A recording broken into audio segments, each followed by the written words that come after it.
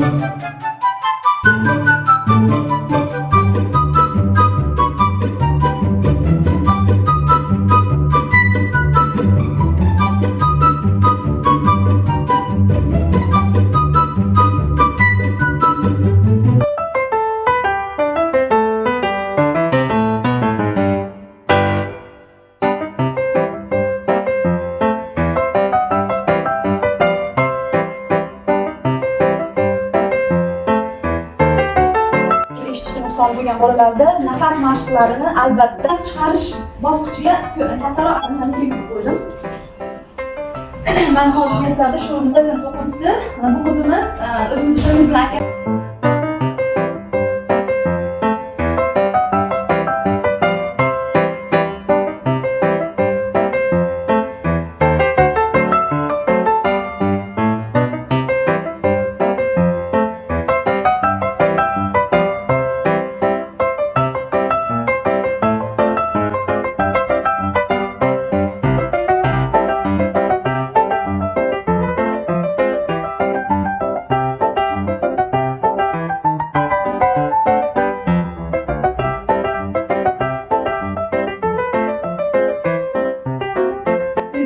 shu ongingizda nimani tasavvur qilyapsiz atrofida? Shu ko'z nimani ko'zi deb o'ylaysiz yoki kimning ko'zi?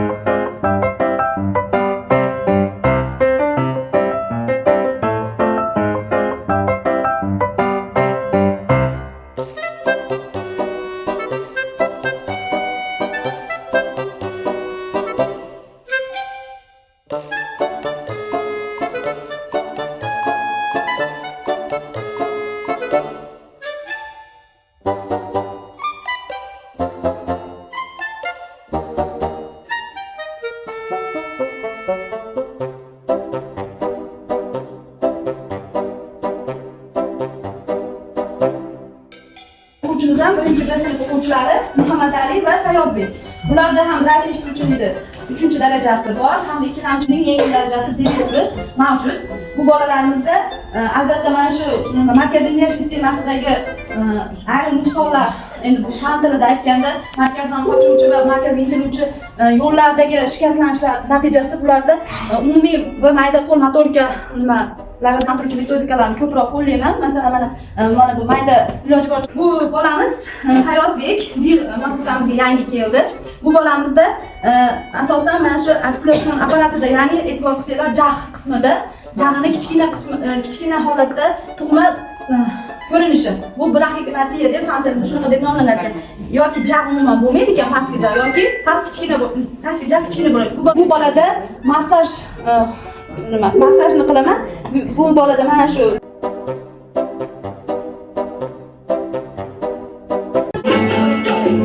Gül sizde güzelmez şahıda yursa güzel. Yozmas yorning yonida yursa güzel. Gül uzilsa güzelmas shoxida tursa güzel. Yozmas yorning yonida yursa güzel. Sulton bo'lib taxtiga qo'shilib aftiga malikasin baxtiga binolar qursa güzel. Sulton bo'lib taxtiga qo'shilib aftiga malikasin baxtiga binolar qursa güzel. Uzilsa güzel az shoxida tursa güzel. Yozmas yorning tursa güzel.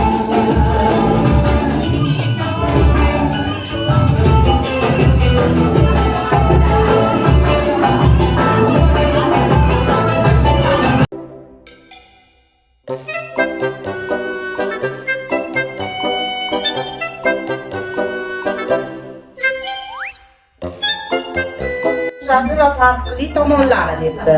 O'xshashligi tashqi ko'rinishida va kiyinishida xolos. Ommaviy maktab o'qituvchilari bilan, lekin maxsus maktab pedagoglarining bilim olish va bilim berish darajasi elementar holatlarigacha e'tibor berishlaridadir. Bilinib turadi va nima tarbiya ishlaydiganlar mimika ishora bilan mana qilib yuramiz, to'g'rimi? To'g'ri. Shunaqa. Yana tashqi ko'rinish deb yozgan ekanman, bu yerda ham yana yozilibdi. Maxsus maktab o'qituvchilari juda mehribon. Har bir bolaga alohida yondashib bilim berishadi. Sabr ustozga qaysi vaziyatlarda kerak? Ustozlarga qanchalik mehr berilsa, ustoz shunchalik yashaydi. Mehr va sabr ustozga har doim kerak va ko'p zarar emas. Darda kerak degan savolga men birinchi o'zi shu kasbni tanlaganimizda o'zi mehrli va sabrli bo'lishimiz kerak. Bu sabr, bu kasb mehr va sabrdan iborat deb tushundim. Qiziqishi bilan ulashadi. Bizda mana shu mehr bo'lsinki bolaga anaqa bera olmaymiz. Autizm ikkilamchi nuqsoni, birinchi nuqsoni esa albatta zaiflik uchun 3-darajasi deb berilgan. Bu bolamiz autizm, ya'ni o'zi nimasidan, ya'ni bu bolamiz faqat o'zini dunyosiga ega, boshqalarni nima deydi, hayoti bilan nuqsonli ham deyish to'g'ri. Bu bolaga autizm asosan ko'proq 1 yoshda namoyon bo'lar ekan. Bo'lib ham hozirgi mana texnika rivojlangan davrda yashayapmiz. Juda ko'p shu autizm holatlari kelib chiqyapti hozir aholi o'rtasida. Bor, o'zini dunyosida degani to'g'ri, sevimli mashg'ulotini aniqlab olib turib, shu jarayondagina faqat bilim bera olamiz ekan. Boshqa jarayonda bilim berish keyin Yevropa davlatlarida autist yengil bolalarni razvedka qilib yurishar ekanda, qanaqadir tomoni rivojlangan.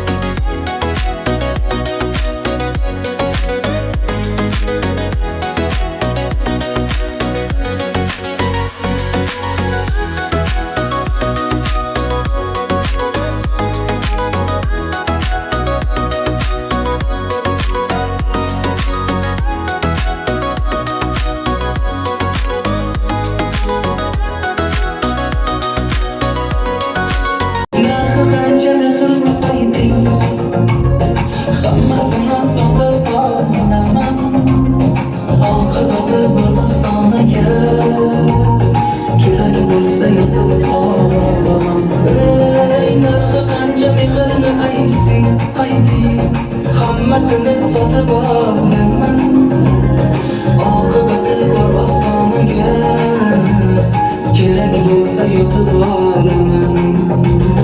Qaytlarga qancha mehrni ayting, o'zim olay yetsa imkon.